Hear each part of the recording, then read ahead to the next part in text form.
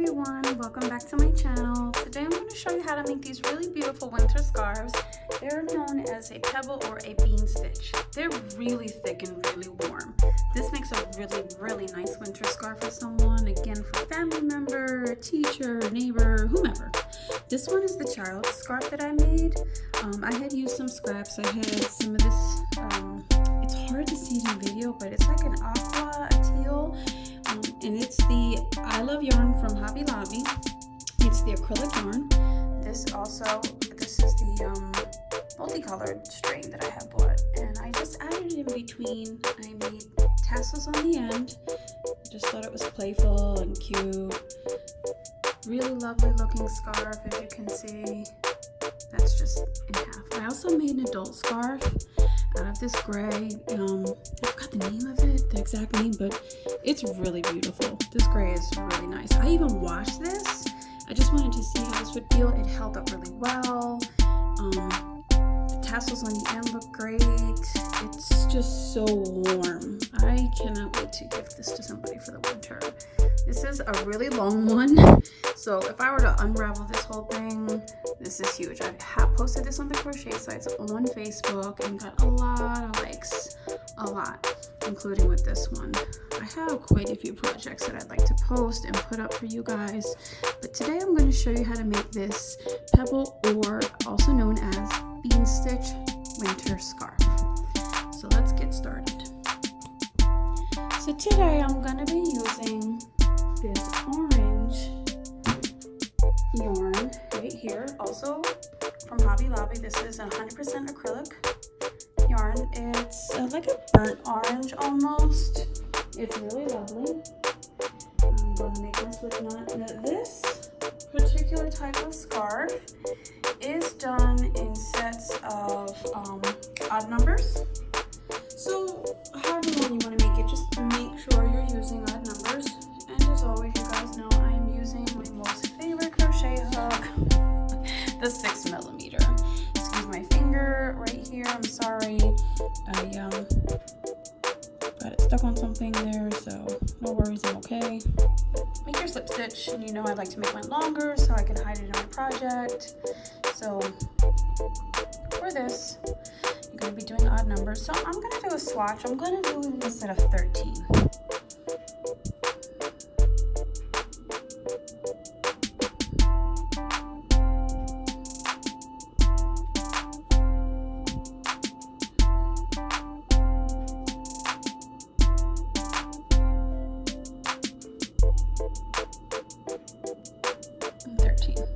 Trying to do it slow so you guys can see.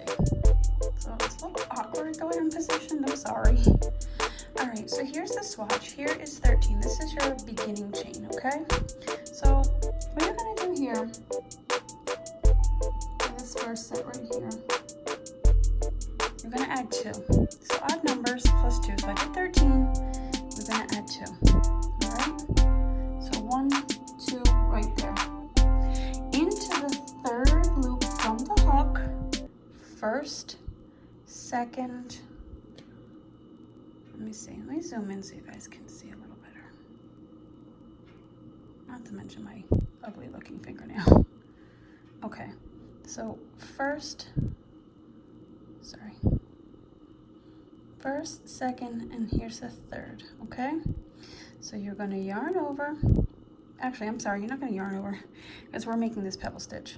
You're going to insert your hook into the loop, and you're going to pull your yarn through, and you're going to pull up, and you're going to have 2 loops on the hook. Now you're going to yarn over. You're going to go back into this loop, pull your yarn through, pull it up. You're going to see 4 loops on your hook. Yarn over one more time. This is the third time, back into that loop, insert your hook, and pull up.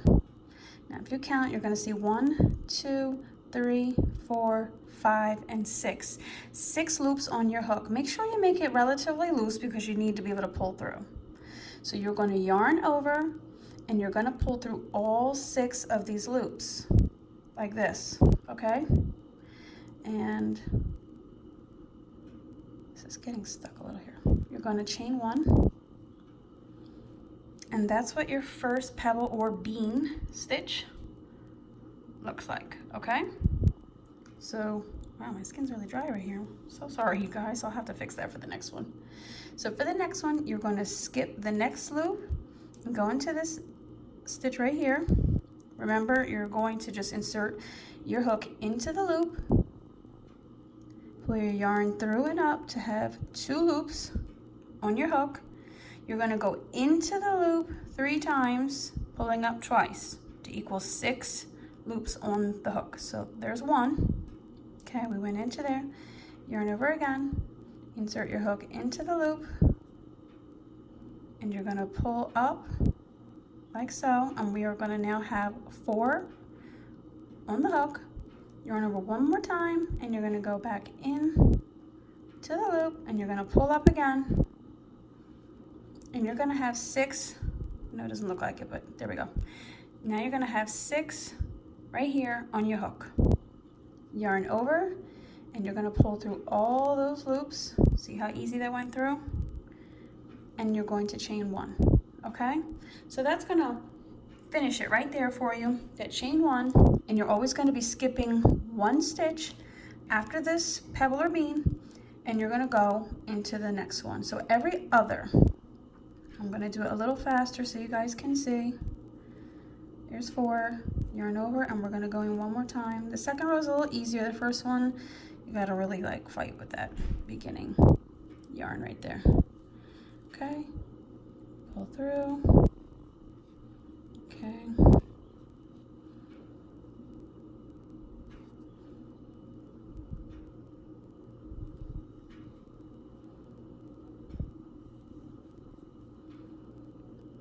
And third time. 6 on the hook, pulling through, chaining 1, skipping, going into the loop, pulling up once, yarning over, going into the loop, pulling through, got 4, yarn over, into the loop, pulling up, 6 on the hook, yarning over and pulling through all 6 like this, and then chaining 1. We're almost at the end. 1, 2, and the third time back into this loop. 6 and pulling through, chaining 1, and we're coming to the end. Oopsie. Get in there. 1 time in, 2nd time, and we're gonna go back in a 3rd time because you guys now have the gist of it. Yarning over, and we've got our pebble or bean all ready to close it up. And then we're going to close this off, and we're going to now chain 3, okay? So at the end, we're going to chain 3. 1, 2, 3, and we're going to turn our work like that, okay? So this is how your first row should look. Now, I'm pulling this apart for a reason, okay? You see these little spaces in between right here? Let me just pull my yarn loose. You see these little V spaces right here where my finger is? This little spot right there after your pebble or your bean. So here's the next one. Then you can see that space right there. This is the space you're going to be working to on each of the rows. So at the end, you're going to chain 3 and you turn, okay? It's going to be the same thing. You're going to go into your stitch and you're going to pull up your loop, yarning over, go back into your stitch a 2nd time, pulling up, yarning over, and going back in a 3rd time into your stitch, pulling up, yarn over for 6 on your hook at all times, pull through to close up your pebble or bean, chain 1. Then you're going to go into the next one right here, same thing, 1, 2, and 3. Pulling through and chaining 1. Let me just pull out some yarn here. Okay, so you're getting the idea. Going into this little V space, which is right here. Okay, going into the space 3 times. Once, twice, and a third time. 6 loops on the hook, yarning over and pulling through, and crocheting 1. Okay, chaining 1 into the next space right here. Okay, once, twice, 3 times, yarning over and pulling through, nice and loose, because you don't want your bean to be all tight and scrunched up. Okay, coming into the next space, so you're going to yarn over, pull through, pull up, yarn over, go in, pull up, third time, yarn over, go in, pull up. We've got 3 on the hook, yarn over, 6, and pull through.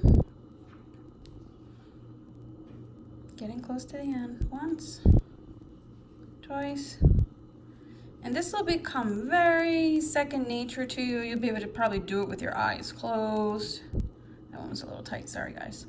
All right, so when you get to the end here, you got the last bean. Remember that chain 3 we made at the end of the first row? Well, here's that chain 3. Here's your pebble or your bean, whatever you want to call it. And there's that space. See the hole? So you're going to do the same thing. You're going to go into that space, and you're going to make your pebble in there. It's twice.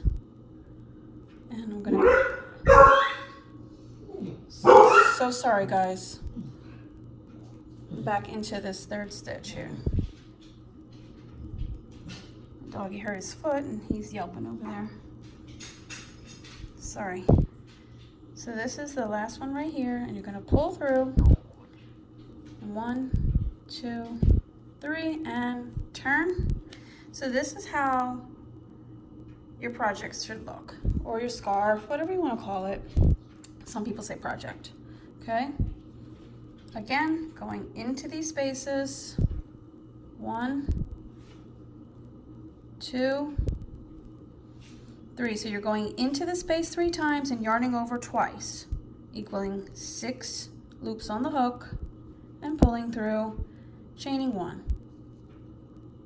Same thing throughout the entire pattern. This is row 3 now. This is very fun to do, and it looks really beautiful when it's done, you guys. It's real pretty. I like it. It's warm and thick. It's definitely going to keep that wind out off your neck. You can make it really big into a shawl, and this also, like my other tutorial, this also makes a really good baby blanket. So you could do this up into a really nice blanket with different colors for a newborn and gift it to somebody. You know, there's people who are going to be having babies soon. It's perfect, you know. Or you could use even a lighter material, a lighter yarn, something thinner.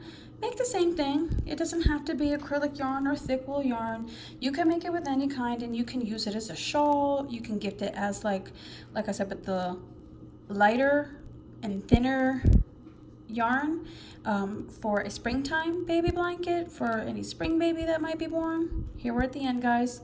There's my chain 3 space, okay?